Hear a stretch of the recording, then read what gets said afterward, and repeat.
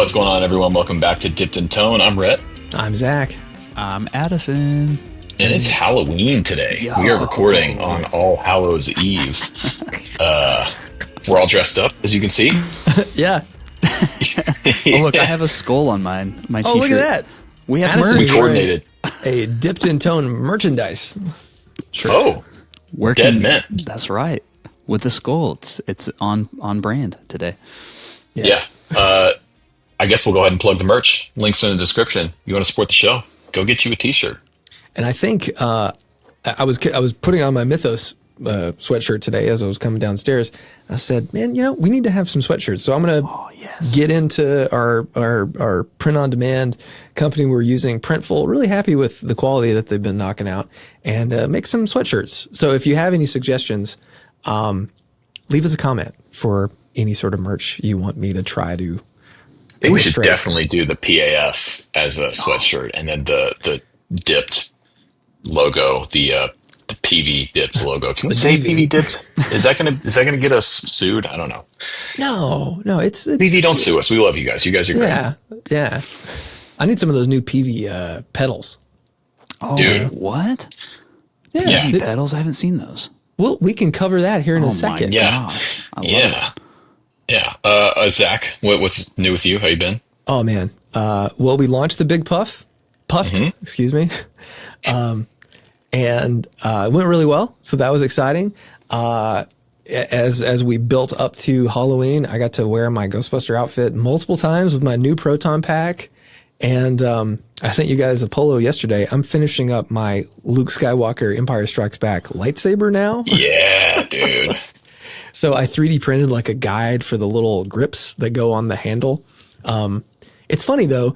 It's one of those things. And if anyone out there is like a fan of movie props and stuff, sometimes when you get the real thing in your hand, you're like, oh, this is like really awkward or weird. And like Luke's lightsaber from the first two movies, trying to hold it like a sword, it's so uncomfortable. Cause it just has this big, it's a flash tube for like a vintage camera. That's what Luke and Darth's lightsabers are. And, there's like this little thing that would clip onto the camera, and it just is right where your hand needs to be. So it's funny. I'm going to have to go back and watch the movie and see where Mark Hamill is like actually holding it, because it's just so uncomfortable to hold. Dude, that is what I love about movie prop stuff. Like, we're big fans of Tested here, and I've learned so much from that YouTube channel over the years of like how all this stuff gets made. And it's one of the most fun forms of creative work I can imagine doing, because it's all of these different skill sets combined. Like, you have to just create something that doesn't exist, but it needs to look like it would exist. Like, someone needs to be able to see it on screen and go like, oh yeah, that is what a lightsaber looks like. That checks out, and then it's just a hodgepodge of all these different parts and things to make something. It's so cool. And I think that's one of the things, like, as a quick aside, for like modern movies with like modern props, there's some movies that do it really well where it feels in universe. But I think like the problem with like the fidelity that we have for movies now and how clear you can see everything is that everything has to be so good that sometimes it doesn't have that sort of found object quality to it. And it's like, as Adam would say, it's like crunchy, or something. It feels a little rough around the edges. And Rhett, you sent me a clip of a guy who has like a DeLorean time machine. Yeah. And like, it looks real because it's all real stuff. And I just love that. So anyway, that's what I've been obsessed with, that and trying to get more pedals built for the end of the year, because we have a really cool launch for Black Friday. But yeah. Well, how about you? You've been a busy guy, Rhett. Yeah. Well, let's go to Addison first, because I've got a lot to talk about. Addison, what's new with you? I've moved. I'm in a new house. I'm in my living room right now. So I live in Franklin now, at least for the next 5 months. That'll be fun. I've started baking again. I went a month without baking. I kept my starter alive, thank goodness. That's about it. Just trying to get back into it. It's been a busy couple weeks. Been on How some do you keep a shoots. starter alive? Well, you have to feed it every day. You can put it in the fridge and slow it down. What do you feed it though? Nerds, gummy clusters. Exactly. Oh man, this hurts your teeth. There's just sourdough bread with nerds in it. I don't know. I'm sure someone's done it. It does like sugar though, but you feed it flour and water and then old starter. So it's a combination of those. But so that's been fun. I've been shooting. I got to do some work with Tom Bukovac recently, which was super cool. That, dude. That's cool. That was amazing. So like, kind of a dream, like getting to like engineer a little bit for Tom Bukovac, which is super cool. What was that for? Can you talk about what that project was? Yeah. It's another course that he's working on with Brett Papa. And so nice. I've been over there, here and there helping out. It's going to be cool. So plug for Brett and for Tom, go follow them and be on the lookout for that. I think before the end of the year, that's the goal for that course. So, they're definitely talking about it, but shot with Fender a little bit. Shot with Fender yesterday. Super cool. Oh, cool. They're working on some cool stuff over there. So, anyways, that's about what else is going on at Fender. Have you met Hansu, kind of their lead of like creative direction over there? I have not. No. Where's Hansu located? He's in the LA area. He's based in their like main headquarters, but I worked with him last year when we did the Ultra 2 launch video, and then he helped us out with shooting the podcast at NAMM this year, where they showed up with, what was it, like 5 or 6 Red cameras to shoot our podcast. They had to mail us a hard drive. Yeah. That was some footage right there, man. It was. Yeah, no, Hansu's super cool. Super cool. I remember meeting him there and I was like, dude, I really like those shoes. Where'd you get those? He's like, oh, I made them. What? Oh, cool. Wow. Yeah. I love that. Man. Yeah, dude. Well, yeah, I have not met Hansu. Maybe this year at NAMM, that would be cool. But you probably will. Yeah. I've been hanging with Kevin Shuck and then Ben, who is, I don't know if you know Ben. He's here in the Nashville office. I don't know his last name. He's French. Super cool dude. Super cool. Oh, Ben Blancdemont. Yes. Yeah. Yes. Yeah. Their whole team's great. So it's been fun. Been fun to hang out with them a little bit. Nice. Well, I am currently in Stillwater, Oklahoma. Tilly and I have been on the road for a month. We'll be getting home next week.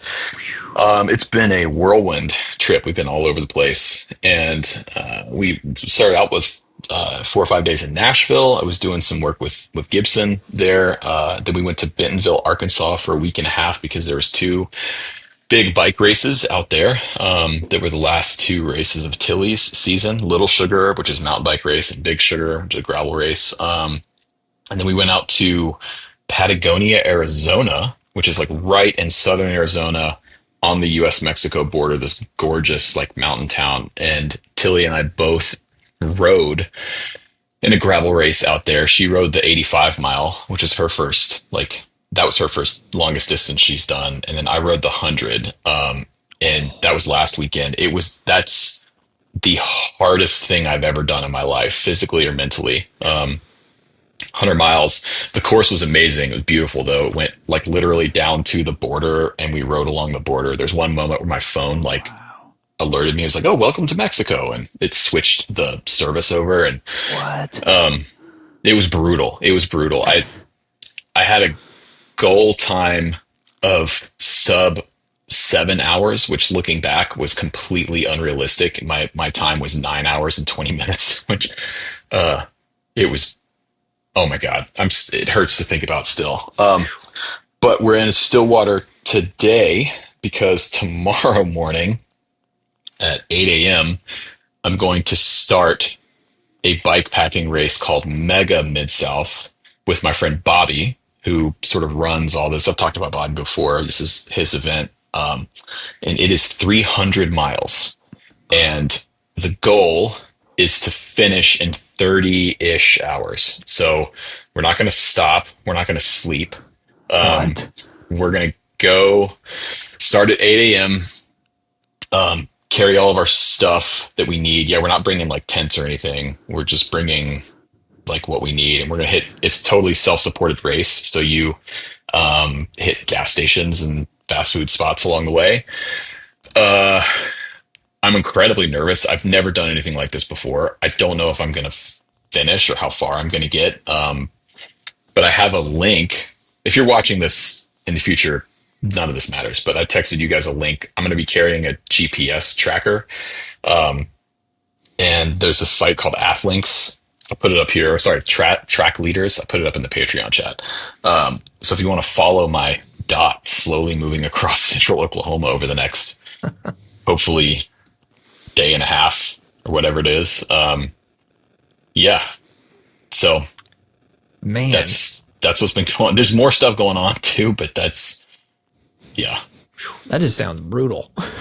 It's going to be an adventure, like a true, like purest form of adventure, which is like, I'm going out with my friends. We're going to ride together. They're riding single speeds. I'm riding a geared bike. So that'll hopefully make things easier for me. The thing I'm worried about is tomorrow night here in Oklahoma, it's supposed to get down to 34 degrees. So we'll see how that goes. Buh. Yeah. Rhett, how many calories do you think you'll consume? I know you'll probably keep track of it, right? Or will you? Will you just eat? How does that work? I'll just eat. Okay. When I know how much, like the race last weekend, Spirit World, the 100, I burned 7,000 calories. Wow. And I hit a point where I couldn't eat anymore. Like my stomach just wasn't taking on any more food. So the last like 40 miles, I stopped eating, which is not good. Things like this, I am not an athlete. I am not an ultra distance marathoner or whatever. I'm barely in shape. I ride my bike a lot. These kind of things really are just eating competitions. Like most people watching this, even if you've never ridden a bike more than a few miles, I could probably get you to ride your bike 50 miles right now. Just by getting on a bike that fit you and making sure you were eating enough calories while you were on the bike. And so with this ultra long distance stuff, it really is more of a mental game because we're not going to be fast. I'm not like, an actual athlete. It's just me and a few friends of mine that are going to see how far we can ride without stopping. So, Man, I just want to follow behind you and eat, like in a car. well, that's what Tilly's going to do because she's shooting the whole event. Yeah. So, Sounds great. yeah. Oh man, So- Addison, do you have a hot take for us? Do Or I wait, ever? Are we going Wait. to dive into news first? Oh, we're going to try a new segment. Do you want to do hot take or news? Up to you guys. Let's go news. It's a new segment, guys. Let's go news. Let's go New news. segment. Heck New yeah. segment. All right. We need some music. We do. We need some. I'm picturing the Jeopardy, like double Jeopardy themed. Is that license free? Can we use that? No way. No. Yeah, that was. The ghost All of right. Alex Trebek is going to come back and shut our stream down. R.I.P. dipped in tone. All right, so handful of things. We've just kind of been paying attention over the last couple of weeks, and I'm sure there's more stuff, but handful of highlights that have happened. So Fender dropped their American Professional Classic series, which are really cool. I've got one. I have a bass right over here to my right that is genuinely an excellent guitar. I'm not just saying that. Strymon. Well, should we just let's see here. Let's look at Fender. Let's give Fender some love. Sure. Have you guys seen these guitars at all? I Did actually Fender change have their not. website? You haven't seen them. I don't Okay, know. this Maybe is they the did. American Vintage 2? No, it's the No, American Classic. it's American Oh my Professional gosh. Classic. There, no, not that either. That's Professional 2. Where? It's on there What? somewhere. What? I've got Sweetwater pulled up here. Oh, there it is. There it is. Trending. Holy moly. Okay. Dude, they brought back Fire Mist Gold for the Strat. That's cool. Yes. So I don't know how I feel about this. I'm sure the guitars are great, Yeah. Yeah. but as you could just see, I got confused as hell just trying to navigate the website. And So what is the pitch here with this? Like, where does this slot in? Because I see that I've got the Strat pulled up, and it's listed at $14.99. So I'm assuming this is Mexican made. What are they going for here? wait, They're you're talking about the American. American Professional Classic? Yep. Yep. So the Yeah. American Professional Oh. Classic is like a return to form of the American Standard. Just a simple, straightforward, not a lot of modern amenities or shapes or tweaks.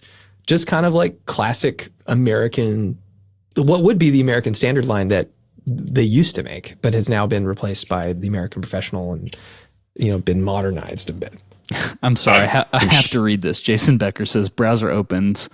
Zach notes how crap the web design is. Drink. I think that's another drink. It's a little rough. I don't know. Is it just me? well, here's the thing though, but this goes into the whole thing. Like, yes, the website is hard to navigate because they have too many SKUs. There's They a have lot. way too many options. Like, this is what I said in the five strats video I did a few weeks ago, with the American Ultra Lux Vintage Strat that they just dropped. This is too much. Like, this is just Fender's doing too much here, and maybe that's why I didn't hear about this, is because they Yeah. didn't like what I said about the Ultra Lux Vintage. Oh, But man. It's like Cheesecake Factory. it really is. It's getting to be like Cheesecake Factory. Like, how many models of Strat now? If we look at like anything that is a Fender Stratocaster that says Fender on the headstock, Mexican made, US made, custom shop, how many options are there now? It's got to be dozens. And I don't mean like different variations. I just mean like lines, models. Yeah, I think there are 132 results, and I think that's counting Squire as well. Right. But all that aside, an American Strat for $1,500. Big win. Now, it doesn't include a hard case. It comes with a bag, which I'm actually pro. I'm pro bag. Yeah, pro bag. Same. But it has, 6-point trim, classic 4-bolt, rectangular, neck, heel sort of situation. New pickups, Coastline pickups. It comes in a variety of colors that we know. That says black. Does that look black to you? Well, faded black. Oh, faded black. Weird. Sherwood green's back, Dakota red. Ooh. Like, they look Ooh. nice. Yeah, dude, I love the gold, Fire Mist Gold. That's such Fire a Mist is classic great. color. And then the Telly, and then there's a Jazz Master, I believe. So, come on, Fender.com. There it should go. Man, that's a good look. I like that. But I red. think my problem with this, and I like, on the Jazz Master as well, they simplified it. It's just the toggle switch Great. in Love volume it. and tone. Big win. Yeah, I think that's for the best. But I just think that, looking at this, like if we let's sort high to low here, just for Fender, or Strats. And this is not custom shop. These are just normal production line things. Now, some of these might be, I don't know if they're still making the Virginia Eric Johnson Strat anymore, but there's a lot of SKUs here. And I think what Fender is trying to do, and I'd love to see what you guys think about this. I think they're just trying to hit that anybody at any price point, if they want to get a new guitar or they're trying to get into guitar or whatever, there is a Fender at that price point so they can appeal to that customer. Yes, and it's also about, I think, driving continual hype in the space. It's about getting outlets like us and magazines and YouTubers and everyone to keep talking about how every 3, 4, 5, 6 months there's a new Fender drop doing something. And look, to their credit, it's working. Like, we're talking about it. People are interested in it. And again, like, I want to commend them, like an American made Fender that says Fender on the headstock for $1,500. Yes, Gibson needs to pay attention.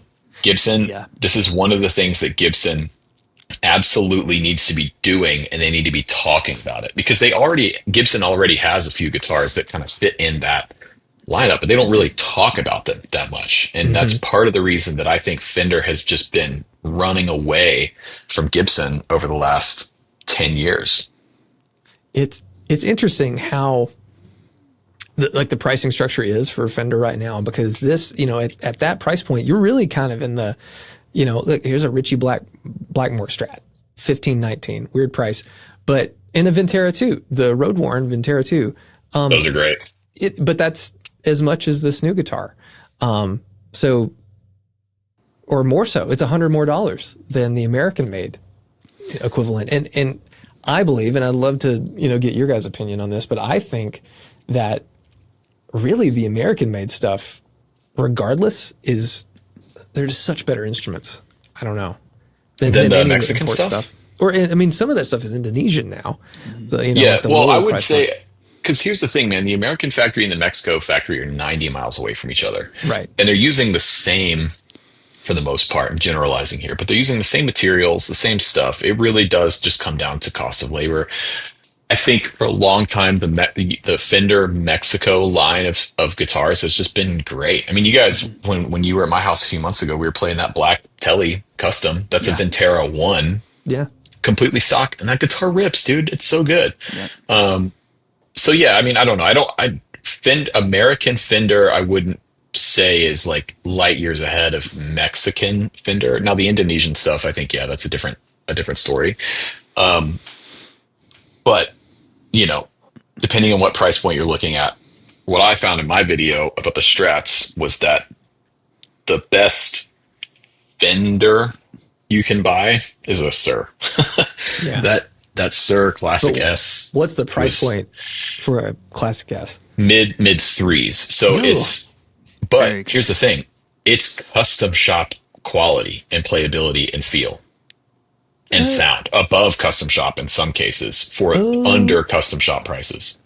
I don't know. I would argue, like, I would You disagree. need to play the Classic S that I've got. But I'm I've played loaning it to a the buddy right Classic now. S. I've got new ones off the wall, and I have played them, and I've played a lot of new custom shop, and I don't know. Like, I think they're great. I do think they're great, but I think for the money, I don't know. Anyway. I think I agree with you on that, Zach. I think they're different. The Yeah. Sirs I've played, and I've played quite a few. They feel pretty different to me. Like it feels like a different take on S style or T style stuff. Even just Yeah. the So feel here's of a like question the then. woods. Here's a question then too. Where do you think PRS and the Silver Sky are falling in with this now? I mean, because Fender, like you said, has pretty much an option for every person in every price bracket and anyone that would want any kind of variation. I mean, you scrolled past a Michael Landau HSS Strat that kind of caught my eye. I was like, oh, that's cool. So do you think that now Fender is pulling back some of that market share that they've potentially lost on the Strat to PRS? Maybe. I think the beauty of PRS, especially with the bolt-on stuff, is that, like, it's so simple. Like, as far as like Silver Sky goes, there's Pick your color. There's two. There's maple and rosewood boar. That's it, and then colors. And I think PRS is like owning the space for a lot of people because I think the SE Silver Sky, pound for pound, is one of the best guitars that they make. And you can get those things sometimes on sale for like $600 or something. Yeah. And even the full fat, American made one is not that crazy money, and they're really well made. Like They're really good. Can't really knock them. I don't know. I think PRS, they planted their foot when they released this thing and said, we're doing it. People freaked out, and then it started being accepted. Now you see them all over the place. And I think that's because they're just really good guitars. And I think that's the thing that PRS does really well. Talking about PRS, something came out yesterday, and I don't know if you guys have even seen this. They have a new amp that is D style. That is here a we go. Sweetwater exclusive. It's called the Tempest GS. You can get a 50 or 100 watt version. Just at Sweetwater, the 100 watt is $4,400. So this is made in Maryland, like, all the Doug Sewell energy that they put into the really high end stuff, the big fancy Hendrix amps like I have, which are great. But this is like an EL34, so kind of like an HRM kind of Dumble thing, D style gain stage. It's got reverb, really kind of simple post phase inverter master volume, a MOSFET effects loop. But it's interesting to see PRS entering this space. Well, it's only a matter of time, right? I mean, this is like the Dumble thing or the D style thing has reached this like critical mass now where it really is its own lane of not just amps, but like guitar equipment. It's pedals, like we talked about with James in the UA, the Enigmatic, it's plugins, it's amps, it's, overdrives, not even full preamp or amp emulation things. It's all kinds of stuff. Like, I think Dumble and D style has become such a buzzword in our industry now that people associate it with a certain sound that, for me, like a lot of people, when they say Dumble, they're thinking of Robin Ford, like, that era, which is just one small sliver of what the Dumble sound is. I would be Yeah. interested to see how this sounds because again, like James was saying here on the show a couple weeks ago, it's like, well, which one are you going off after? Because those amps were so different and built to spec for each player. So, Yeah. I don't know. At this price point, though, just buy a Two Rock. Yeah. I mean, like, that's the first thing I want to say. That, you know, so the Sweetwater video, I watched it. I thought it sounded okay. It's hard to tell. You know, some people demo stuff really well. It seems very obvious what something sounds like, and then other people, it's just hard. You know, who knows how much equipment these things are going through to get a video made. But I don't know. It's an interesting thing and not something I really saw coming because I feel like, you know, PRS has kind of leaned into the, you know, they do the DGT and the Hendrix thing, and then everything else has been kind of high gain. And I think they do that pretty well. I think their high gain amps actually pretty rad. But Yeah. I don't know. It was kind of a weird one. Do you guys have anything else? You said there's a new pedal, a new Strymon? Yes. How did you pronounce that, Rhett? I said aloe vera, but I Aloe could vera. be wrong. Yep. What am I? Sounds like a pasta dish. It does. Oil can style. Oh, delay. yeah. Yeah. Cool. Aloe vera. Yeah. This is so- cool. I got a bit of a hot take on some of these Strymon individual pedals. I feel like Go this ahead, might because be. I want to see if your hot take aligns with my hot take. I feel This like website doesn't work, guys. drink. Drink. I think your internet's just slow, Zach. I don't think that's it. No. You're like that's about it. How do you guys feel about these smaller Strymon pedals? To me, I feel like this is similar to what we were just talking about, where there's another release every 6 months of some specific, you know, niche sound. And to me, I go, I don't really know if that's what everyone's asking for. At least I'm not. I don't love these, I guess. Yeah. Is what I'm. I is think what I think. Strymon's running out of ideas. I think so too. And they know they need to be continually putting something out. But over the last few Right. years, this line of pedals is just kind of like, you know, they come out and you go, oh, all right, cool. There's They another probably one. sell a handful of them, and you might think one is cool if you're looking for that specific. But do you remember, like, I was finishing up music school in 2011 when the Timeline came out. Yeah. And when the Strymon Timeline came out, it was a big deal because at that point, if you wanted a big sort of full fat feature delay, you get the DL4 or the Eventide Time Factor. I had a Time Factor, and I remember when the Timeline came out, looking at it and go, "Oh my God, this is what I need." It solves some issues that I have with the Time Factor. It feels modern. It feels new. And same thing with the Big Sky, and the Mobius was cool, but a little less interesting. Volante, right? Like they had these the Flint. I mean, Strymon has and does make some truly classic pieces of gear, but it's been so long since they've dropped anything that caught my attention. I don't know why. It's just like it's not that interesting. It's weird because I always felt like, you know, the big three, the Timeline and stuff. I thought they sounded fine. I always thought the smaller pedals, like the Brigadier and the El Cap and stuff, I always thought they sounded better. Like the delays in those smaller, you know, the dual sort of format sounded better than the same effect in the bigger, like, multi-units. But when these came out, it just felt like I just have no interest in it. I don't think aesthetically they're that attractive. I think No. they just look like whatever. And I think Strymon being so well known as these multi-effect, having all these options, and you just get that sort of watered down in a it's still kind of expensive price point. I mean, $259. It's not crazy, not in today's world, but still, it's like, how much would it cost to get any other multi-effect that could do a similar thing? Especially for an oil can delay, which is not the most sought after style delay unit. I just don't think the market is really interested in these sort of things anymore because they do the EC1. It's like a single head tape echo. Cloudburst, I don't feel like that did anything. Yep. I just don't feel like any of them hit, and they're just doing all the stuff that every other pedal builder is doing, just trying to throw things against the wall to stay relevant and you know, move the needle, so to speak. But I don't understand why they haven't jumped harder into the amp emulation game. Yes. Like the Iridium came out And that was a Nice. big splash. And the Iridium is great, or was great when it came out. But honestly, I wouldn't spend $400 on an Iridium now. I think it No is way. outdated. There are so many better options. And I'm still waiting to see like where's the next thing? Like, Mhm. why haven't they done an amp emulator in the Volante or the Timeline, the big box format? Yep. Mhm. If they drop something like that, I think that would actually get a lot of people's attention. Now, Mhm. I will say this PCH thing, they dropped Yes. this recently, and this I think is actually really cool.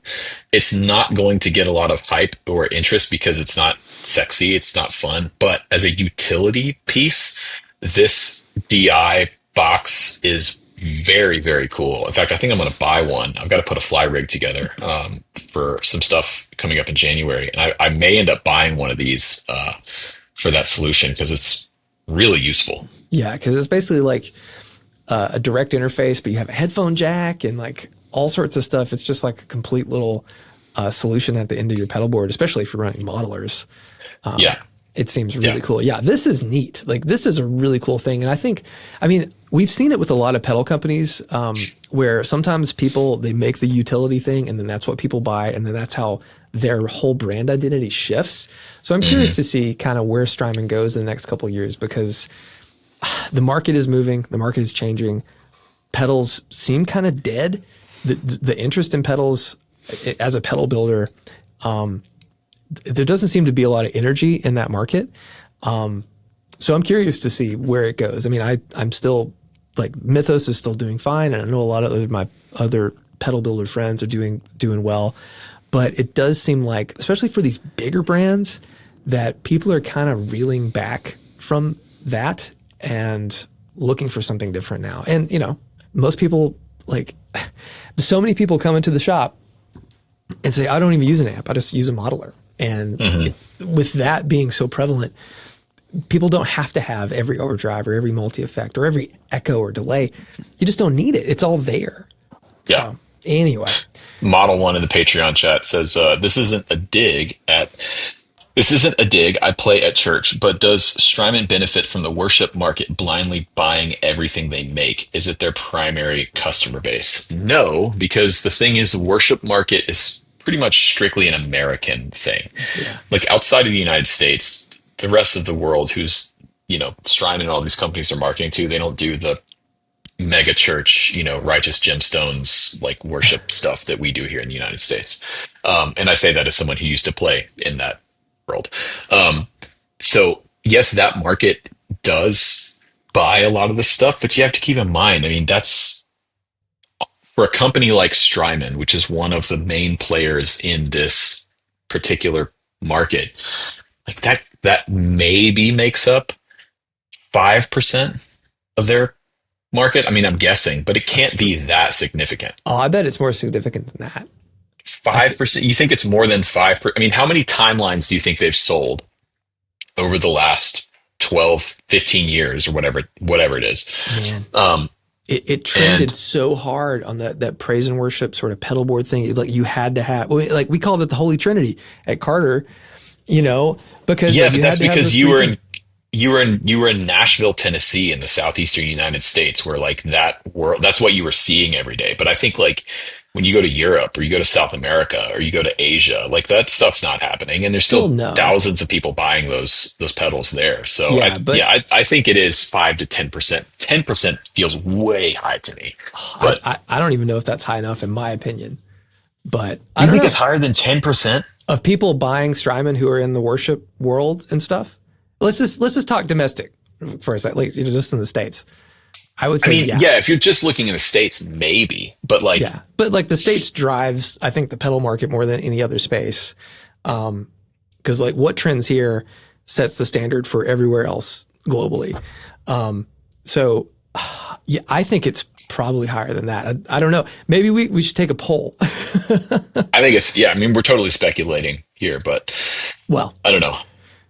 I think I agree with you, Zach. The trouble for me though is that I feel like I have seen Strymon stuff, less so nowadays, but especially back in the late teens or mid teens. I feel like I saw that stuff on working guitar players' pedal boards that were that were playing not, and this is entirely outside of the praise and worship world. I feel like they became the workhorse, units. Oh, absolutely. So, yeah. It was definitely the gold standard for a long time for Yes. any modulation, delay, and reverb. But Yeah. anyway, But I think they've been passed up now, and because they haven't really innovated in the last 7-8 years, maybe. yeah, it Like kind of what feels the like Kemper. Volante, yeah, the Volante and the Iridium, I think, are the last two times Strymon came out with something that got a lot of people's attention. And what was that, 2018, 2019? A while, yeah. Yeah. Yep. Well, Hot take. yeah, let's move some hot take and then we'll move into these Q&As. We're running along here. Yeah, we are. It's a good episode today. All right, lots to talk about. We did skip over the Gibson, Kirk Hammett Gibson. And Raven. and there was another Gibson thing. The not the Back to the Future guitar, because everyone kind of already knew. Oh, the Noel Gallagher standard. Oh, Les yeah, Paul. yeah. Interesting. Well, I don't know. We'll save that one for another episode. Yeah. Yeah. All right, cool. So here's our hot take. The needlessness of gear. This is from Kevin. He emailed in. Greetings from NY, boyos. My hot take is twofold. There are far too many variations or takes on the same handful of dirt pedals. It's completely needless. More often than not, the audible differences from brand to brand are negligible at best because there are already numerous factors in what makes up a player's tone anyways. Additionally, your amp should be sufficient enough to get you where you want to be tonally. Otherwise, you're just senselessly adding and adding pedals and creating redundancy unless they absolutely serve some utilitarian purpose. Bye, guys. Love you. Thanks, Kevin. This feels like an attack. Yeah, Kevin, are you saying that my amp should have a phaser built in and a compressor and a 2290 delay and some kind of plate reverb? Because I need those sounds. Should it have an octave fuzz built in as well? Because I need those sounds. That hard pass on this take for me. Hard pass. Yeah, I strongly disagree because let's break this down a little further. Your guitar amp probably wouldn't exist if not for the RCA tube manual that Leo Fender pretty much copied from, and then Marshall copied from, and all these people were just kind of copying from data sheets on how these tubes worked and made things, and everyone evolved and tweaked these circuits. And overdrive pedals, if we just focus on overdrive, yeah, there's a lot of permutations. I would argue that there's a lot of differences between things that is far beyond just a schematic and the components on a board, at least the values. But the reason all these things exist is because, let's face it, you assholes keep buying them. So that's part of it. That's the biggest part of it is I think people get so hung up on, oh, great, another clone. Oh, great, another tube screamer. If I walked into your job, and let's say you worked at a bank, and the first thing I said to you is, oh, great, another teller. It's what people are passionate about doing. It's their hobby.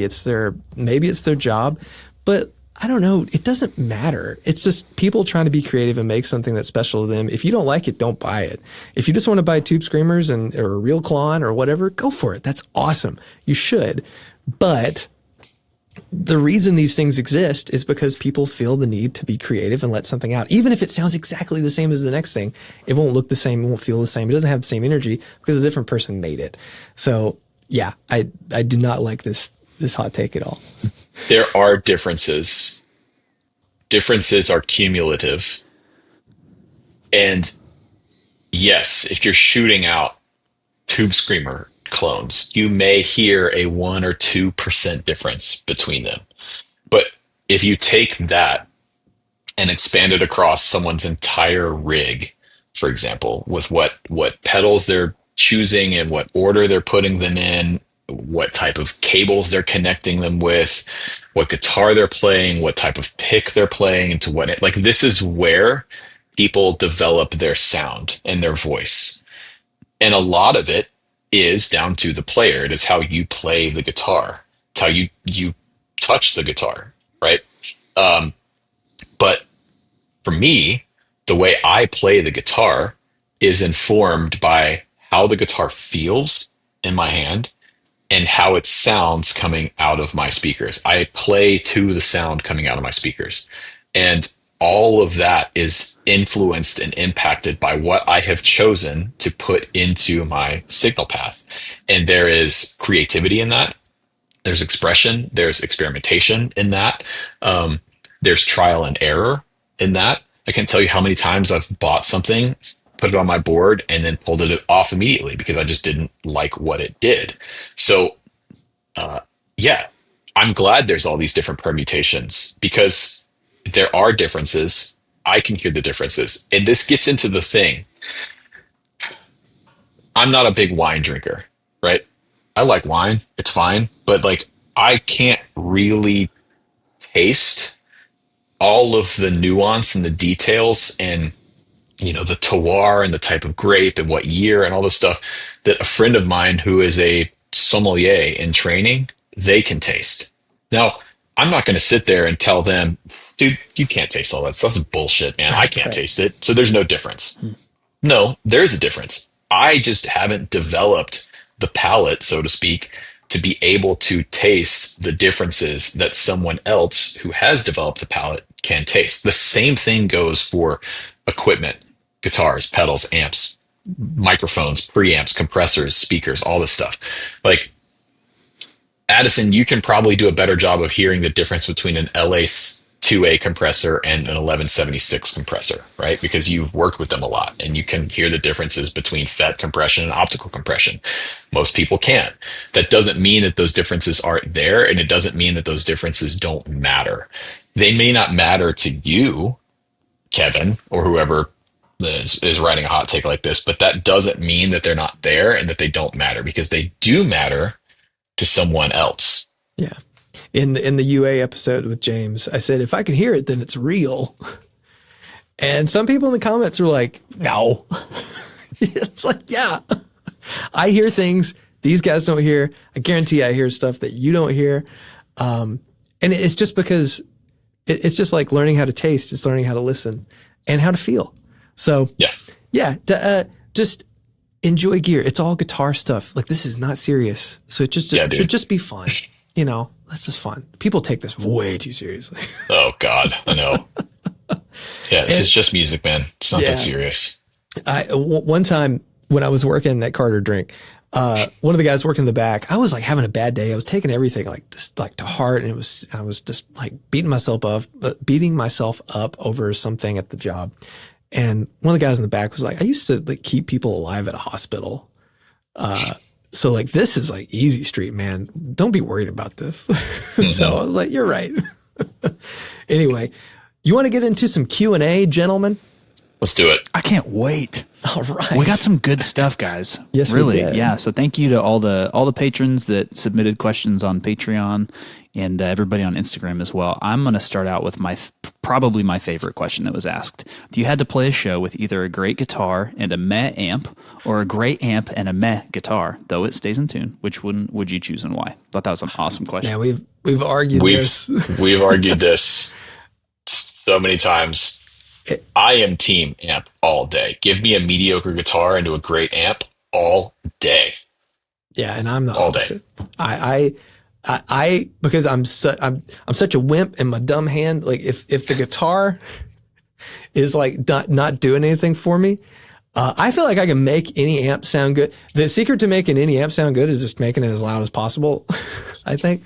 I don't know if you ever tried that with a twin. That's not how you make that amp sound good. Twin sounds fine-ish at normal volume. I will say it sounds pretty good at like loud volume though, like a real twin. Yeah, but see, now we're getting into my point, which is that a good amp, right? But if you have a mediocre amp, then sometimes there just aren't good sounds in the amp, and you just have to deal with it. And a great guitar is not going to compensate for a shitty amp or an amp that has just a lot of bad frequencies in it. Whereas the opposite is true. You can take a guitar that is sort of dull and anemic and lifeless, but put it through a great amp that has great touch response and a lot of harmonics and a very active EQ and tone stack, and you can make that guitar sing. Or it just takes a mediocre guitar and then makes it a really loud sounding mediocre guitar. No, man. No, like, because the amp. The thing that makes something, maybe it's our definition of mediocrity, right? Because like my definition of mediocrity is not necessarily how it sounds, it's how it plays. Like if like I'm playing it and this is like not doing anything for me, it doesn't excite me, it's not fun to play. Like, and that could be true for like, you know, $100,000 guitar. Like the price is almost moot if it doesn't play well. So like when I think of that, that's what I think of. And everybody's definition of what like a meh guitar or instrument or amplifier is different. Yeah. We're never going to agree on this. No, never, ever. I'll break the tie. I choose guitar. Okay. What the fuck, Addison? Sorry, bro. All right. That was from Albus Band. Thanks so much for your question. Next one. Hey, Albus. Yeah, that's up to That's why Aaron sent that in because he knew. Yeah, he's a long time. He even sent wink face with the, you know, the heart kissy. So he definitely was ruffling some feathers there. Okay, let's see. Hey, Senator Arnold says, I just don't understand Vox style amps. What are they for? What am I missing out on? Yeah, I get it. What? No, okay. So Rhett, you love Vox style amps. Yes, they're so good. I'm not saying they're not good. But I do think like if like the average guitarist who's never played an AC30 walked up and just plugged into like a good standard, like a good sounding AC30, if you've never played that amp, it's an experience. It's totally different than Fender or Marshall, which I think are a lot more like similar than what people might think. But I do think the Vox chime and that whole thing, it takes a different thought and a different playing approach for like the average player to coax the sounds they might want out of it, because it is not as normal as something like a Fender amp. Yeah, I agree. I think my case to this person is like, do we need to put a list together of records and iconic guitar solos and parts and riffs that have been recorded through Vox amps over the years? And then like, there you go. Like, that's the thing. To me, because I have a 64 AC30, a JMI, I believe it was built in LA at what's now Sound City. That amp under a microphone is one of my favorite guitar sounds I have ever gotten. It is thick and harmonically rich, and that chimey bell-like glassy top end comes through, and it makes your guitar just absolutely slice through whatever mix you're in without being harsh, without being biting or brittle. And it just it's a dream to play. If you've never had the opportunity to play a good AC30 that is dialed in and really pushed and moving some air with good speakers, they need to be Alnico speakers. They need to be Alnico Blues or like Silver Bulldogs. Mine has the original Silver Bulldogs in it. That is the Vox thing. And like, yeah, we can point to Brian May, we can point to, you know, whoever, but I mean, go listen to a lot of the Heartbreakers record, Tom Petty and the Heartbreakers, right?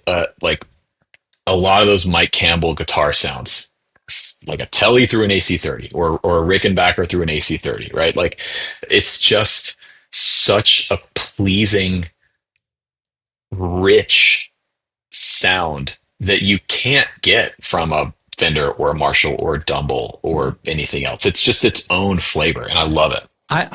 So I played your Vox when I was there with Zach Person, and I think that was that night. And I find Voxes like that kind of hard to play, like for me, because I think my ear, because I adore, you know, Tom Petty and the Heartbreakers and you know, the Beatles stuff, like the Jangle and all that stuff. I like it. But when I go to play it, it doesn't sound how I expect my guitar to sound.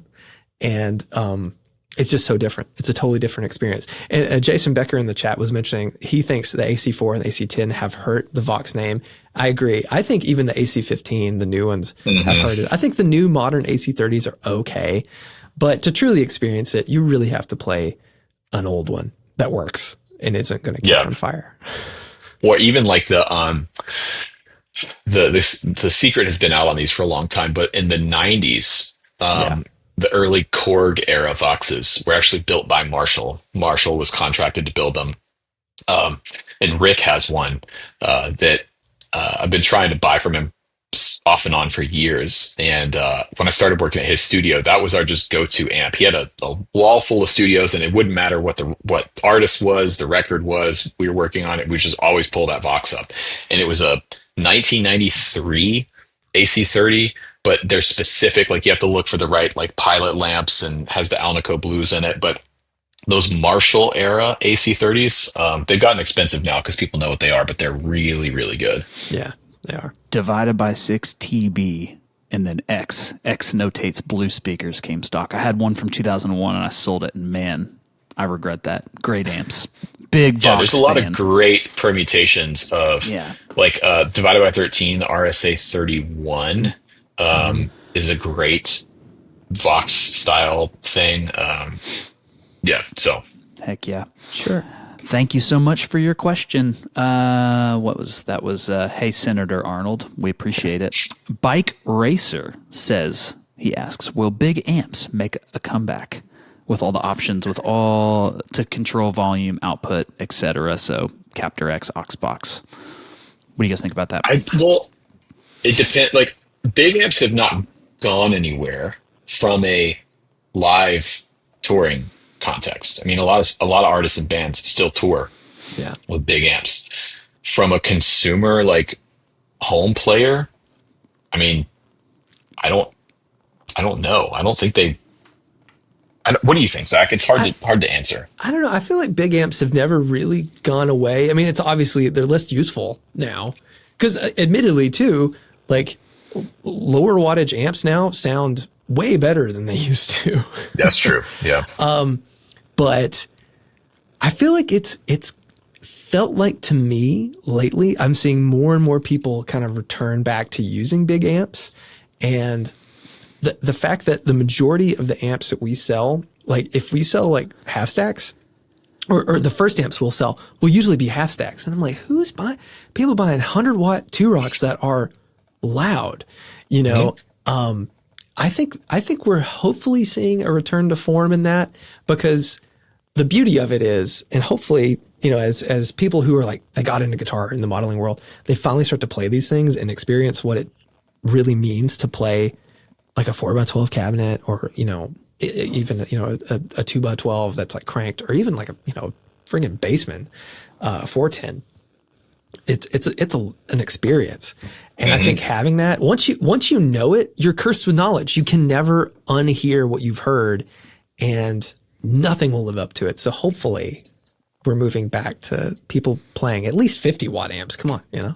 Yeah. Well, the thing is, like with my 2-rock, I've got the 100-watt classic reverb signature, and it'll move air, but I very rarely play it.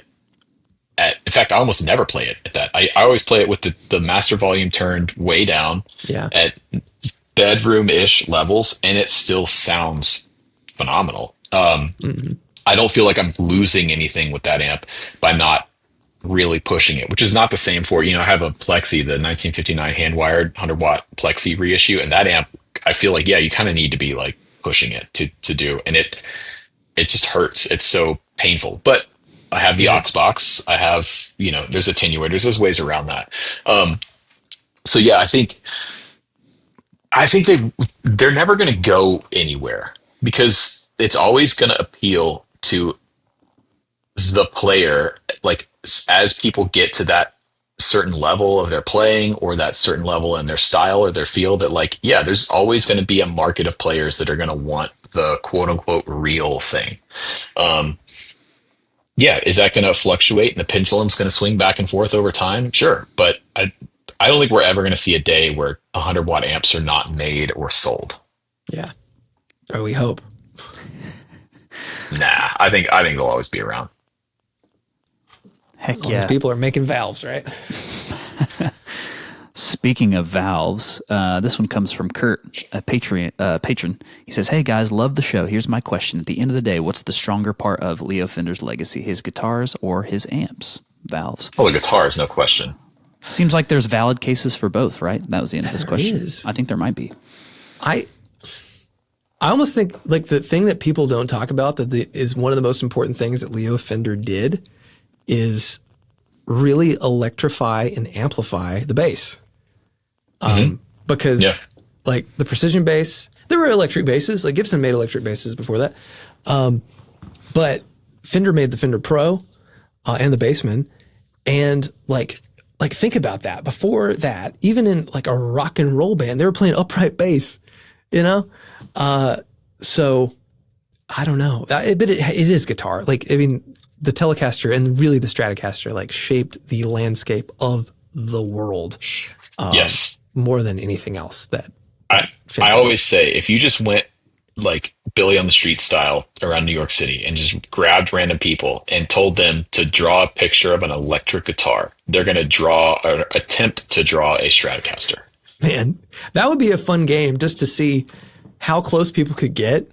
Yeah. Because if anyone got really close, you'd be like, "Oh, you're a guitar player." Yeah, exactly. But the point is like people just electric guitar and the Strat shape are they're one and the same. That is like culturally what people think of. The emoji of an electric guitar is roughly a Strat, right? Yeah, So, and you're right, like what happened in the late 40s through the early to mid 50s with the what became the Telecaster and then the Stratocaster and the style of music that was pioneered using those instruments and what Gibson was doing at the same time. But like it's the guitars, man. yeah.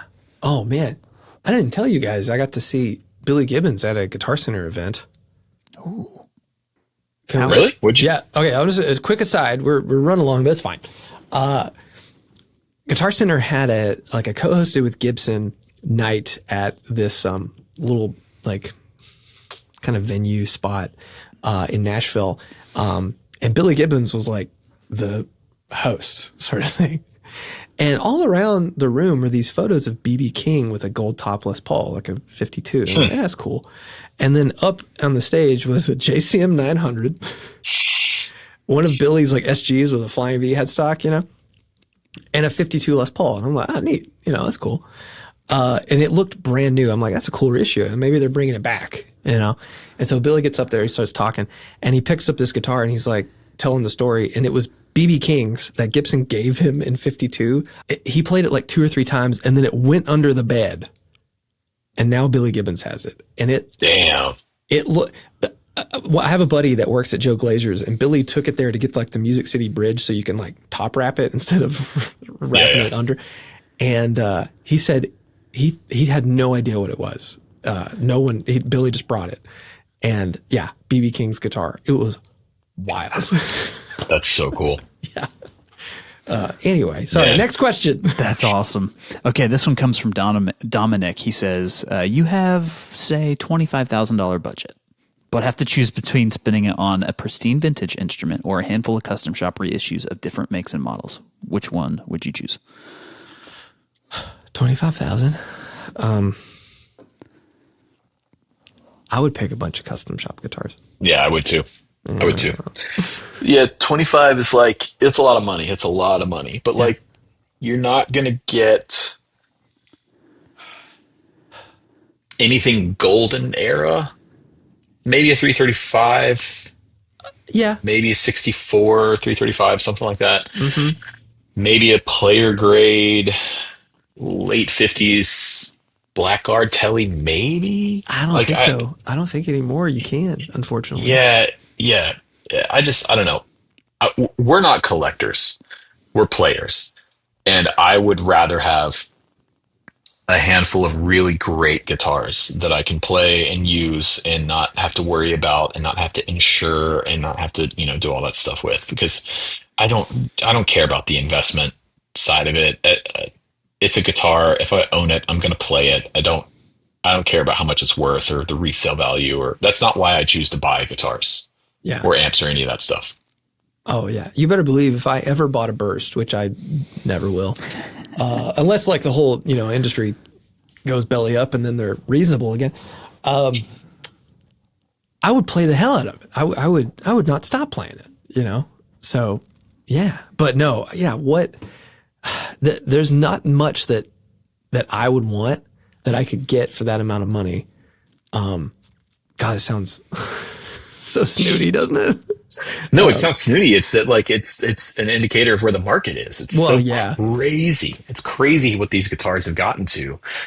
Completely out of reach of like any Anybody. real player. I had a discussion with Joe Bonamassa about this a few years ago. I went to his pipe night thing at his house in LA, and he was kind of lamenting about how like young players don't play vintage guitars anymore. He's like, yeah, back when I was getting started in the 90s, we would play 64 strats or whatever it was. And I told him, I was like, Joe, it's because no young player can afford that stuff. Like, you came up at a time when it was still attainable, Yeah. It was like buying a custom shop guitar now. And he took that as me saying that like custom shop guitars or whatever were as good. And he kind of fired back. It's like, well, there's no custom shop compares to a, modern guitar or whatever it was. And I was like, that's not what I'm saying, man. It's so completely unreasonable for any normal person to buy or own or play these vintage guitars because the market on them is so out of control. I think overinflated, frankly, in a lot of cases. I just maybe it's a bubble. To your point, like We'll see what happens after Jim Irsay's collection goes up for auction. I mean, yeah, like Who's going to buy these things? who's other boomers? But then what's going to happen when all the boomers are gone? The David Gilmour's Black Strat was sold for like $4 million or something. Yeah, but that guitar has provenance. Yeah, though. but who's going to spend who's going to spend that kind of money? Like I feel like the bottom has to fall out. Like on all this stuff. Like on the highly collectible you can't stuff. look at artist guitars in the same way because those are collectible like provenance, like Mark Knopfler's collection a few years ago that went up. Like, wasn't that stupid though? Like there's so much stuff in that auction that was just because he touched it. I know. It wasn't like famous. It wasn't like known. It was just it was a guitar under the bed and it sold for obscene money. And I feel like that it feels like NFTs or something, like that sort of level of ridiculousness has to end at some point. Well, I'm glad that the Gilmore collection sold for what it did because he ended up donating all of the money from that he donated to like climate change research and stuff. So that was great. Like, yeah, have some asshole spend $4 million on the Black Strat and then donate it all to a good cause, right? Like, it's only money. I just, I feel like getting because what are CBS era Fenders at now? They're in the 20s, right? Or they're insanely high, which is like, come on, dude. This is I played a 1960 double bound Telly the other day. I think it was 40 or 45. Which that was, I think, first year, but that was crazy to me, and it was a great guitar. But I was like, if I had $45,000, I would not buy this. No, I mean, like Carter's got a '69 blonde Telly, $16,000. Oh my god, dude! A '64 Strat, $32,000. I mean, and this is, granted, that's just Carter. I mean, if I go to like Grunes or something, it is obscene. What year was CBS? 65. 65. 65. Okay. Yeah. Okay, cool. So it makes sense that before mid 65. Grun has a 58 for 27.5. It's just so like, dude, it's not even worth at this point. I mean, we used to do this a lot. I used to make videos on my channel a lot about like the vintage guitar, and it was cool to be able to talk. But I don't talk about them anymore because it's kind of like who cares? Who gives a shit? Like, they're so insanely unaffordable and unattainable for 99.9% of people, and unless the market does crash and the bottom falls out, which there is the case to be made of like who's spending the money on most of these guitars. I don't think it's exclusively boomers. I think it is a mix of like Gen X and boomers that grew up in the guitar space that have a ton of disposable income to spend on this stuff. So I don't know what's going to happen. These are just guitars, dude. Yeah. They're just guitars. Liam in the chat mentioned, he's played a bunch of 54 Strats and none of them were that great. Novos and custom shop instruments blow them out of the water. And I think that's true that like where boutique instruments have risen to, are so close for the average person. Joe Bonamassa can have as many bursts as he wants. And I know they're good guitars, but like, but at this point, Bonamassa's whole thing is predicated, his whole brand is predicated on being the vintage guitar guy. Yeah. And he sells tickets to his concerts to boomers that will come because they want to see Joe shred a bunch of licks, playing the real stuff. And that's cool. It's fine. It's like part of the thing, right? Like I've seen it before. I've played on his Blues Cruise before, and that's part of the thing. Is like he brings the real shit out. That's cool. But like the other side to that is it's also in his own interest to continue to sort of inflate this mystique in provenance, which we have done a lot. We talk about the vibe and the mojo of vintage guitars and all this stuff, which it is there, but Absolutely. it's not across the board. Like I have said time and time again, and Zach, I know you agree with me, like just because a guitar is old doesn't mean that it's good. Most of the time, in my personal experience, when I've played vintage electric guitars, they are dog shit, or they're not that good. That black trade-off is that Black Burst that Kirk Hammett bought that we yeah. played was not very good at all. Dude, it sucked. It was not a good guitar. Sorry, Kirk, but that guitar was not good. Yeah, bring it by. I want to see it again. But the trade-off is like when they are good, it is a special thing. It is truly a special thing. The only vintage guitar I own is a 65 Gibson SG Junior that I bought. I spent $5,000 on that guitar. And I feel like that is a guitar that's worth $5,000. It is excellent. It is a ripper. You guys have played it. It does the thing. Yeah. That guitar should not be worth $15,000 or $20,000 though. That guitar's not worth it. It's not worth that money. So yeah, I don't know. So we're gonna dip a rig. I think the person who submitted this is in the chat. Ooh. If you want to be part of the chat, head to the Dipped and Tone Patreon and you can join up, support the show, and do something just like this. A pow. Ooh. So this is from our friend Liam. Oh man, I'm an 18-year-old guitarist who gigs primarily playing funk, blues, and rock. Nice. Damn, Liam. Yeah. Damn, Liam. So the rig here, he's got a Saris J Novo Custom in Olympic white with looks like a mint guard, white appointments. Looks nice. Nice. Similarly, he's got a Fender Ultra Tele in Arctic Pearl, all white. Neat. A orange Rocker Verb 50 Mark III with a Vert 212 cab. Sick. Full tone Octafuzz, a Polytune 3 Noir, a Rev Tilt, a Strymon L cap, a Flint, and it's just a simple little board with a True Tone underneath. He said, my intent with this rig is to be as versatile and minimalist as possible, and I like it. Also, peep the Rhodes in the corner there. What year is that Rhodes, Liam? Ooh, yeah. It's Like what? Late 60s, maybe 70s, a Mark V. Mark 1. Oh, Mark 1. Yeah. Why not? Nice. Yeah. Dude, hell yeah. Okay. Wow. Dude, the guitars, I appreciate the consistent aesthetic here. Oh, he says 77 Rhodes. It's getting some work done on it. Nice. Cool. Another great Leo Fender contribution to the music world. Absolutely. The Rhodes. I love the all white theme here. I don't think I've seen a Saris J in all white before with the white headstock and the block inlays. That is nice. Yeah, that is really, really nice. It looks like a newer one. I can tell by the tuners. But yeah, block inlays. That's a hand. Oh, it's got the lightning bar arm, so definitely newer. That's a handsome guitar right there. Yeah, I like dude. it.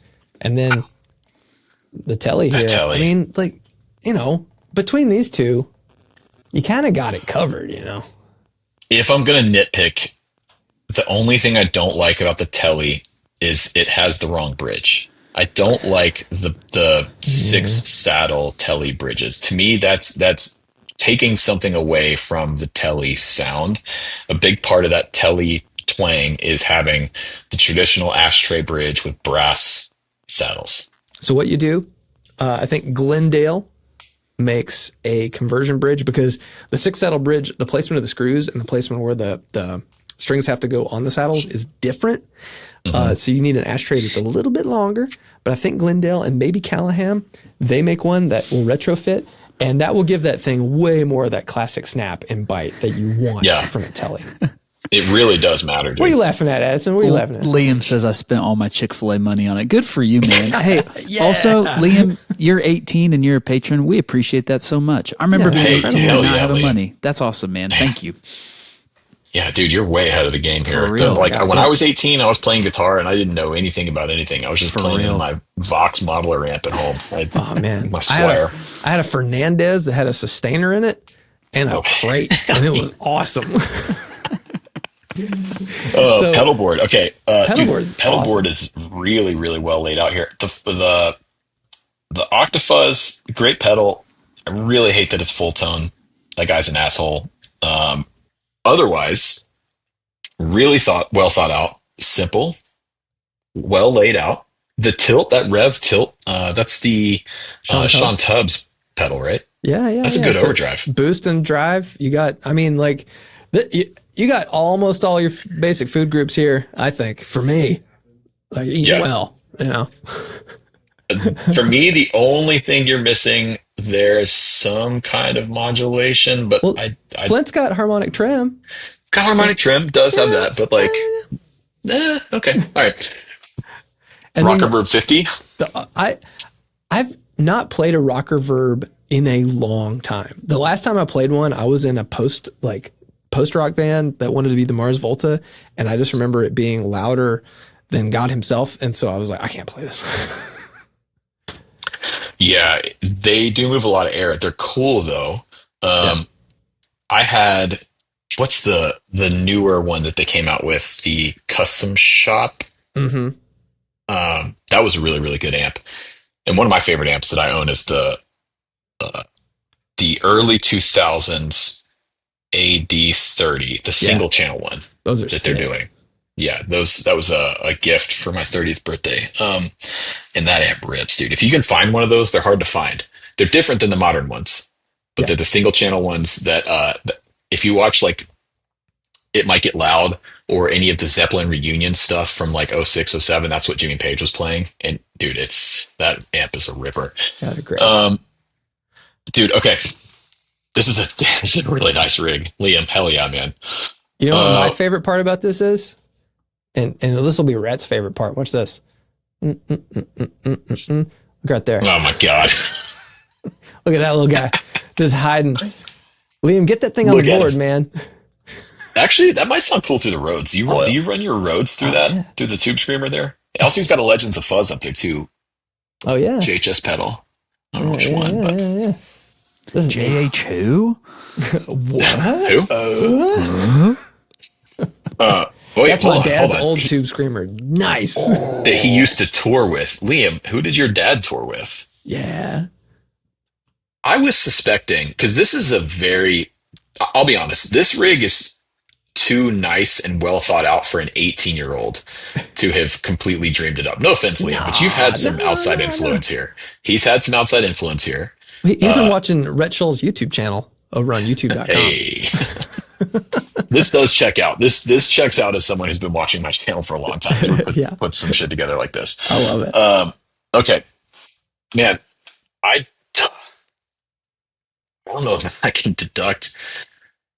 Again, the only thing I would change is the bridge on the telly. And I only say that because, Liam, you're obviously someone that cares and pays attention to detail and is a nerd for this shit. So you're going to enjoy messing around with that. And I think pull that Octafuzz off there, put a different Octafuzz on just because we don't want to support full tone. Other than that, Hit me up. We'll get you hooked up with an Argo. We'll get you a deal on an Argo. there you go. This is a 9.9. That's what I was going to say. Damn, this is a nice rig. Double 9.9s, you guys. Yeah, no, this is good. Addison, what would you give this thing? Oh, I might go 10 on this one. This is a rig right here. You know what? 10 all the way. Oh, his dad played with Buddy Guy. He said, search up Clayton Miller Band. LD Miller is the best harmonica player in the world. All right, chat, Wow. everyone on the podcast, go look up Clayton Miller Band and you'll hear Liam's dad, who probably rips, because Liam probably rips based off of this is rig. awesome. Zach, what are you giving it? 9.9. I'm right there with you. I think I agree. The 3-saddle bridge is kind of a must. And I don't like, Mike Fuller really, he's pissed me off. Yeah, he's pissed a lot of people off. Yeah. Yeah. My HVAC guy goes and services his place, and he's like, "Man, he's weird." Only in Nashville. Yeah, isn't that weird? Anyway, Man. yeah, this was great. Super Great, fun. great rig, dude. Thanks for submitting it. If you want to submit your rig to be dipped, join our Patreon. Links down in the description box down below. And there's a form you can fill out down there and submit your rig. And if you are a patron and you haven't yet submitted your rig, go ahead and do that. Yeah, it's all on the brand new dippedintone.com. I'm going to stay on top of it, get more stuff on there. If you guys want to see more things on the website, like anything, let us know. We'll try to actualize it. Yeah, man. This was a good time, you guys. But I think we're going to keep it going over on the Patreon. We're going to answer some more questions. So, do you have a quick shill, or are we just going to roll on a Patreon? I do. I have one right here. So recently, I wanted to dive in to get more books in my house, and because I like guitar stuff, I thought I should get books from my favorite guitar players, my favorite bands, showing their collections. And I got this James Hetfield Messenger's book. Oh, cool. This one was actually given to me by a friend, Chris Evans of OCE Pedals. But this is really cool because like James, I can't show that picture. There's a lot of like expletives and stuff, but it's like full pictures. That's sick. Yeah, James and his tech break down everything that like the guitar would have had, all the mods. There's behind the scene photos, stories from James, like every pickup it ever had, and all the stuff that ever went into it. And it's like every guitar. And James has like, he has a couple Flying V's, Carina V's and stuff. And so a couple? Yeah, I think he's got two, or maybe he has a V and an Explorer. He's got a couple bursts. One of the bursts. Well, the burst makes sense. Yeah. He carved like a 12 into the back of it. It's like, see, now that I'm into. Oh, it's cool. I like that. While you're finding your shill, I'll find a picture of this 12. Hell yeah, James Hetfield. Like I am into that. Like make it, it's your guitar, make it your own. Don't worry about the history, the provenance. Yeah. Actually, that'll become part of the history of that guitar. Yeah, here it is. The Roman. This kind of Roman numeral on the back. Look at this. Oh, that's sick. Oh, it even looks cool too, the way he did it. No, James is awesome. Oh yeah. I'm gonna do that to one of my guitars. All right. Okay. Let me see here. So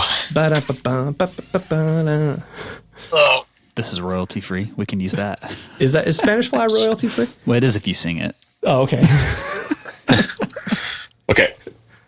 So I had this out on the road with me this month because I needed a guitar to practice with and play with and everything. It's my John Mayer signature Strat that I've had since 2012. Bought it used in 2012. It's one of the black one, special edition. They made 500 of them kind of thing. But the real shill here is the EMG David Gilmour SA loaded pickguard. I love this guitar now so much because of this pickguard and these pickups. It is I did not like this guitar before. I made a video about how I don't like this guitar that much because I didn't like the John Mayer Big Dippers and everything. It's so sick, dude. You guys played it, or Zach played it. Yeah, I played it. It's great. And look at it, dude. It just looks so sick. So look at mean, Addison. But like classy. Did you change Addison? Did you change the hardware? Oh, there's me again. No, it's gold. It came gold. No, this is as it came. Cool, yeah. cool. Yeah. But yeah, you can see there's John Myers' little, John Hancock on the back there. Seriously though, I love it. It's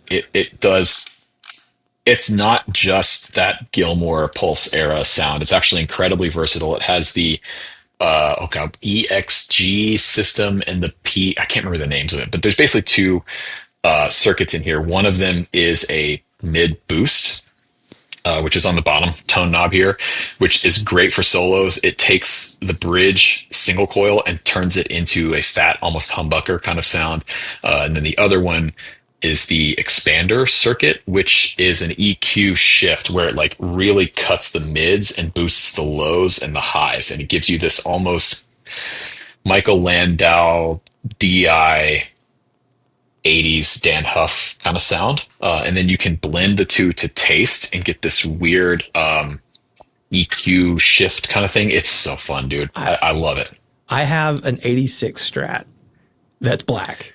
and it has a gold Floyd Rose on it that my dad Dude, got get from a this guy. pick guard. I know I'm gonna like Do it. I feel like EMG is having a moment, and for good reason. Like I think a lot of people just assume it's just like all shred or something, but man, they sound so good for everything. It's kind of crazy. So I'm so excited you have this because it's like it's beautiful and it sounded amazing.